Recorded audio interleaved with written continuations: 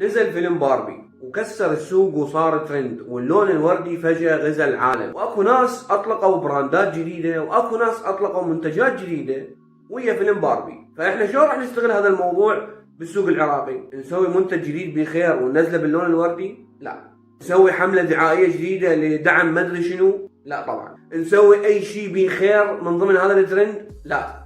لعد شو نسوي؟ ننزل خلطة اسمها باربي. هاي خلطة باربي وهاي لحظة تقييم سلبية. تعالوا نسولف.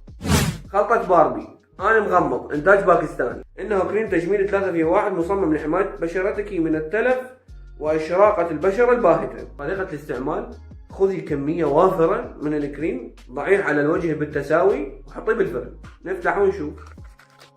صابونة مال الاقزام السبعة، بلاستيك من اعادة تدوير البلاستيك اللي مذبوب تكرموه بالزبالة. قبل ما افتح لا تفاجئني وتقول لي نفس الخلطة. يا سلام نفس الخلطة، نفس الريحة اللي تلعب النفس، يعني لا تفاجئني.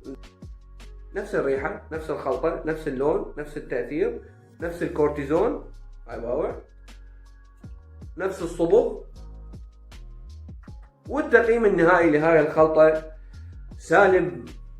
سالب باربي من 10. وصدق